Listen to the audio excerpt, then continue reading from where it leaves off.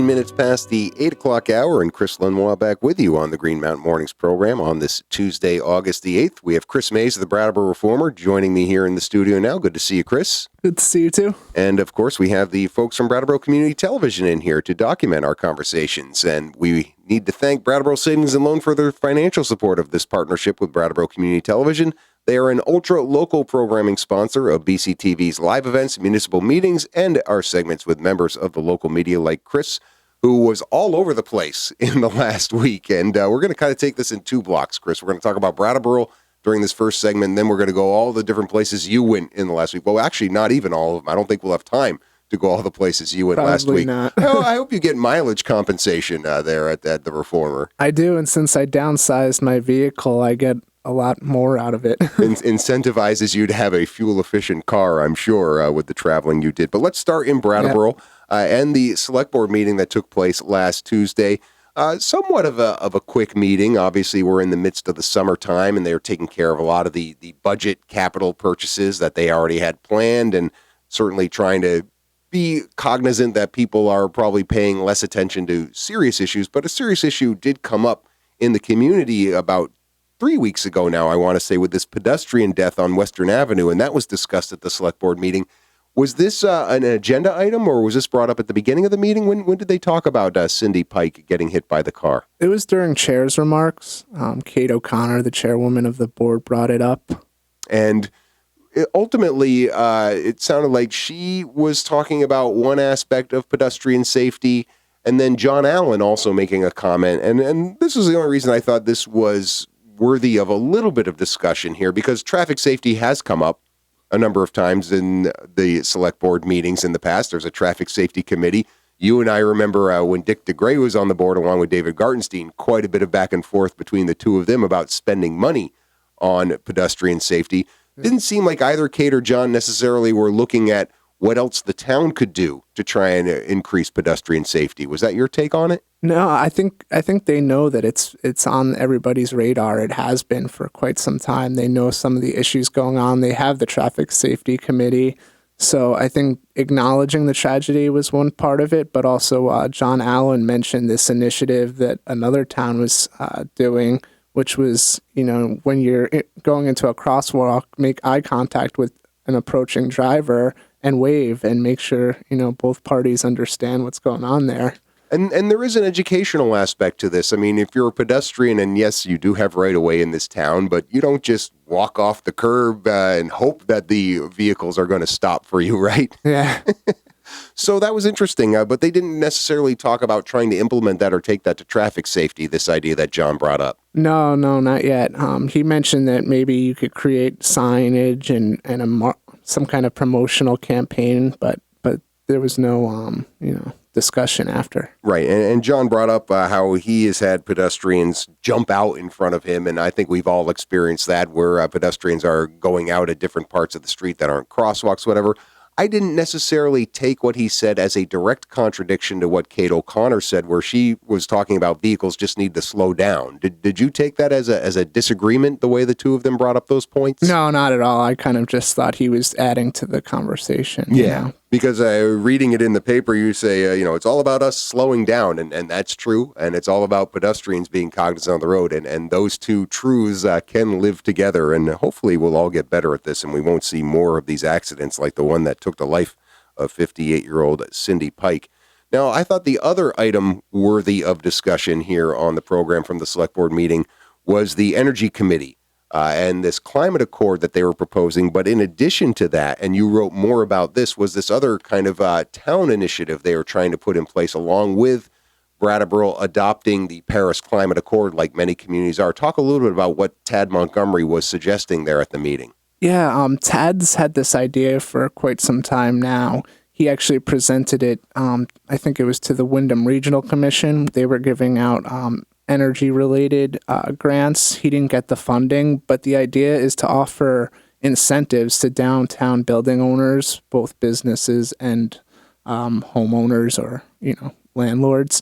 And the idea would be to get them to do these energy audits and look at energy conservation and other energy saving measures in their buildings. And I think the audit would be done cheap or for free, and then there would be some other incentives to get some of the work done. Yeah, it's called the Downtown Brattleboro Building Energy Program. Now, talk a little about why they were presenting this, because they were basically asked to come back with a plan. And the plan would also somehow incorporate Brattleboro's commitment to the Paris Climate Accords at the same time. Yeah, this was one recommended action they're gonna bring back, but there might be some way of Brattleboro formally joining some kind of initiative that relates to the Paris Climate Accord. And it actually commits Brattleboro to trying to achieve some of those emission reductions of the Paris Climate Accord. That's going to be a challenge for a town this size without the money that's needed to put this program in place that the Energy Committee is suggesting. Where do they suggest that money come from? They want to go to grant sources and also the state. There's been talk with some state officials about getting a lot of support for it. Right. People can go back and watch that discussion on Brattleboro Community Television's website, brattleboro.tv.org.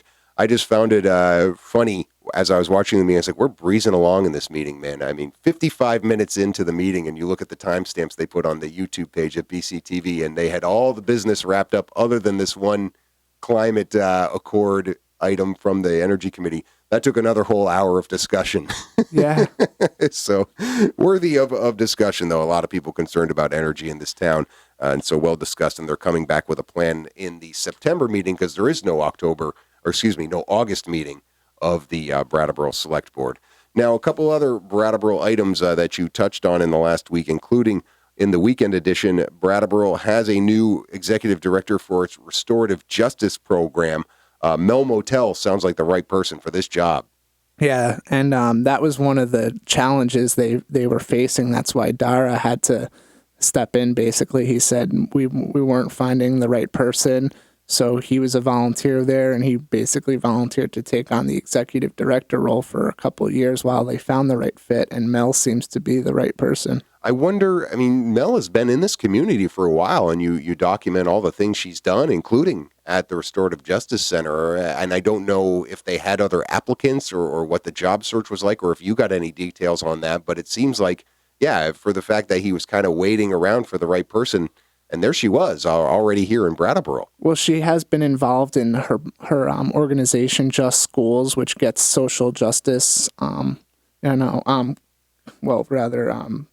community justice, right.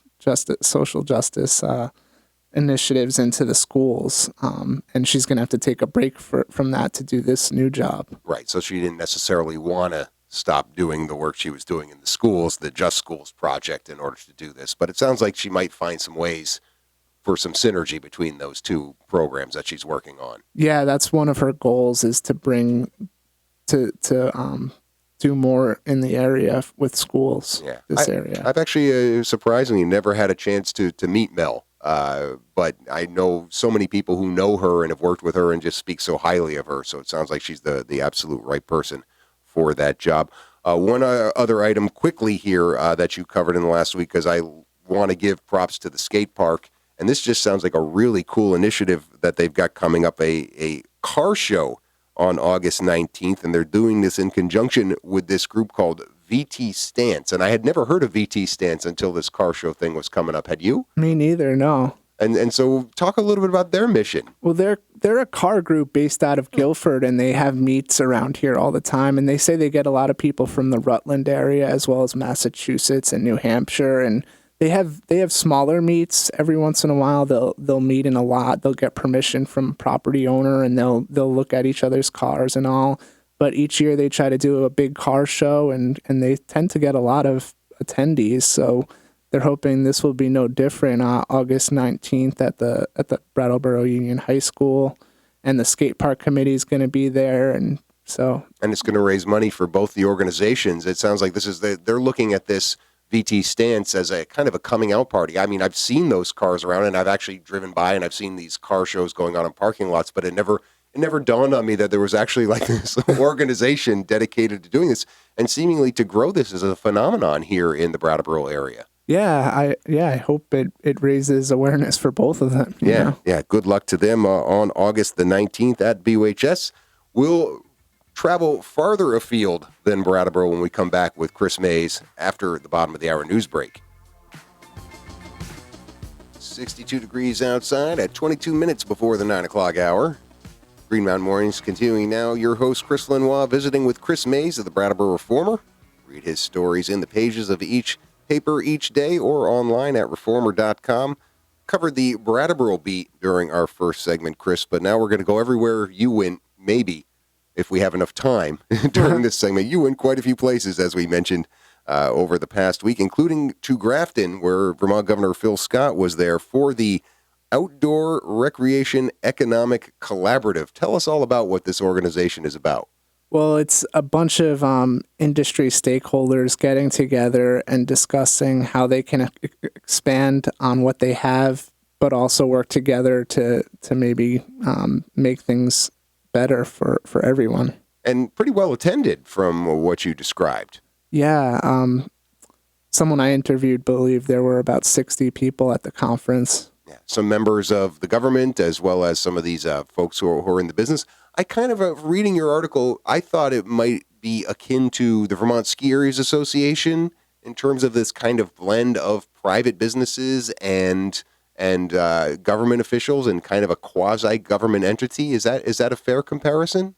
Yeah, I guess you could say that. Right. I mean, because I was just wondering, is like, why did they need to create this whole other entity when we have a Department of Tourism, we have Vermont Skiers Association? Couldn't something like this exist underneath one of these already existing organizations? I wonder what the governor felt this required to have its own entity to start over from scratch with. Yeah, well, one of the things he said was that they could review state laws and policies and see if there's any way they can make things go a little bit more smoothly for people. Right. I mean, and you're talking about the recreation industry and certainly 51,000 direct jobs, $5.5 billion in consumer spending annually here in the state. And people still think it's an industry that can grow, but I got to think it's outside of that winter season, right? Yeah, I think that's somewhat of most of the focus. Did you stick around for any of the presentations? No, I didn't. I had a meeting later on. Okay. So, I mean, what you just saw kind of the opening remarks there, and I mean, what is the action plan here? Are we going to get a report from these people? What are we going to see out of OREC? Well, I think that's the idea. I think that they're going to go to lawmakers and tell them about what they think can be done. Okay. Yeah. Well, we'll have to wait and see what happens with that. But kicking it off at the Grafton Inn, because the Wyndham Association is the owner of that, Wyndham Foundation, excuse me. Jumping over now to Wilmington. And on Monday's paper, yesterday's paper, you were writing about last week's select board meeting where they being the town of Wilmington, entered into an option to lease agreement for Green Lantern to look at a solar array. And Green Lantern making quite an investment in this project. Yeah, and they're doing the same thing over in Newfane with the landfill over there. So they're spending, you mentioned they're spending $30,000 to $40,000 to study the viability of a solar array on the Wilmington landfill. A similar amount of money I believe so, yeah. Where are they getting this funding from? I guess they have a lot of people who invest in the company and commit to these different projects. Because from what I've seen Green Lantern appear at these meetings and in your reports about these meetings, but I have not heard of them actually building a solar array yet. Am I right in that remembrance? They've built other arrays and they're building them in Windham County and Vermont, but these are kind of the first of the landfill projects in the area. So they have a revenue stream. They're not just shelling out all this money. Because it sounds like they're in serious acquisition mode. You mentioned, aren't they? There's a third town that you mentioned in the story as well, I believe. Dover, right. So, I mean, they're looking at all these projects and really, it sounds like being very aggressive in trying to be the solar developer in this community. Well, with the law that, was inspired by the Windham Solid Waste Management District's landfill, this type of activity is encouraged. The state is they're cutting back on the net metering credit deals, but with projects like this, they're actually encouraging the development. Now, Ralph Mima, who is the Director of Project Development for the Green Lantern Group, saying at that Select Board meeting on August 2nd, in pointing out that they're investing this $30,000 to $40,000 on the study, that they're taking the full risk for this. Is that uncommon? Is there other times where a town has contributed any money to these surveys? I think it's a situation where, yeah, of course the private business is taking a full risk. Yeah, I'm not sure if any towns would, but maybe if there was some kind of partnership with a solar company and another business, looking at a site together. Well, and I'm thinking like Wyndham Solid Waste, obviously they've moved forward with that project. I don't remember Wyndham Solid Waste shelling out any money for that project to happen. So I was just wondering what he was getting at by saying we're taking the full risk, as if this was like some sort of like special dispensation for the town of Wilmington. I think that was just making it clear. Yeah. Okay. That sounds like a good move, though. I mean, a lot of people hear about these projects and they worry if it's going to eat into the taxpayers' money. Exactly. Yeah. And one of those certainly happened over in Jamaica. You had a story in last Wednesday's paper where you went to a select board meeting all the way out in Jamaica, but for a pretty important reason. They're looking at putting in a town water system in the village. Yeah, they're discussing it right now because they're working on the town plan, and there's a section about some of their issues with drinking water and wastewater, especially in the village right there on Route 30, the little downtown area for them. I mean, they have the store, they have a couple restaurants, they have some inns, they have a performance hall down there, so they do have some things going on, and they all have their own separate wells. Yeah, and for now, a lot of them can't expand on what they offer, and new businesses can't really come in, so they're kind of at this point where they have to do something, or they have to just, stick to what they've got. And that was really the question that I had from your article. It sounds like their town plan, they want to grow. Is that the case? Does Jamaica, is there a big move in Jamaica to say we want to have a bigger footprint as far as our downtown village? Because if you're going to invest in town water, and we've certainly heard the Wyndham Regional Commission talking about this is something that can really help different communities grow if they want to grow, but not every community wants to grow. It sounds like Jamaica, they kind of think, yeah, we have a chance to do this. Yeah, I think some people do. And right now with the town plan moving forward, they're looking to gauge the public's opinion on that. It will be up for a vote in March at annual town meeting.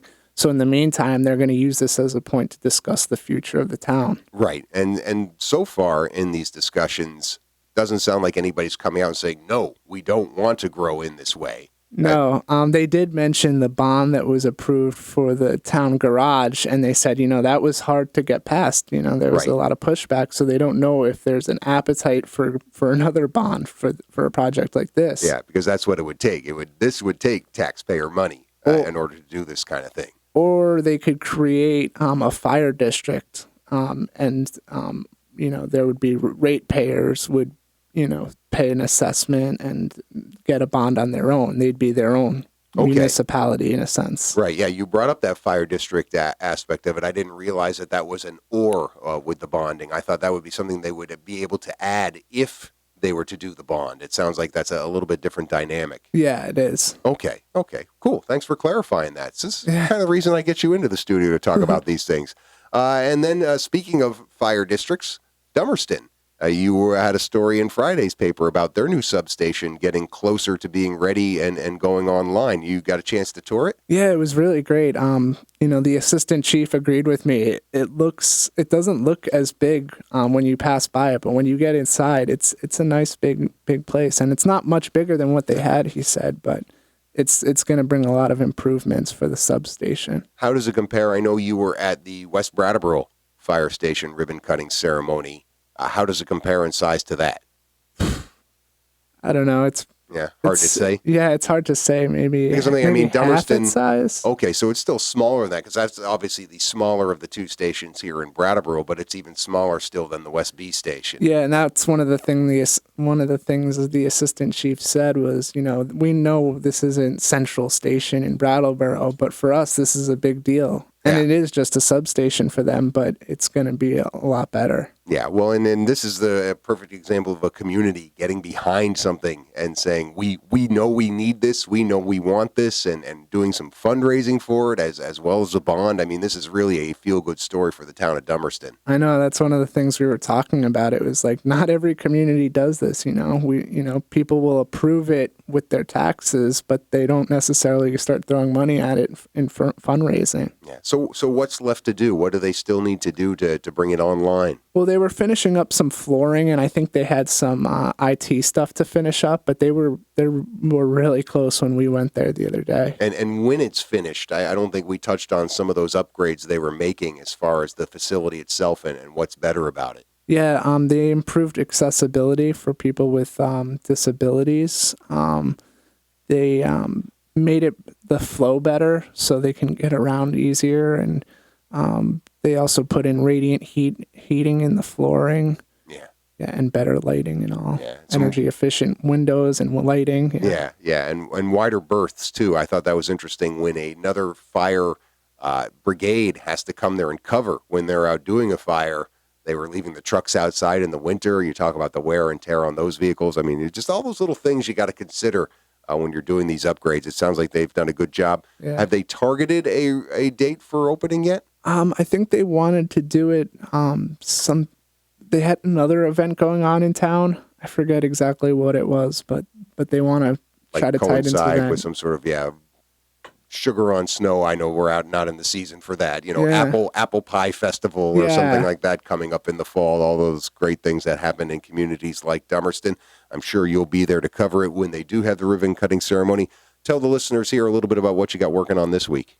Well, I went to the dessert social in Dover last week, and there was a speaker about Henry David Thoreau, and you're pronouncing it correctly. Good for you. Yeah. She and I had a conversation about that, how you pronounce his name. So yeah, she brought that up at the thing too. So yeah, I got that. Right on.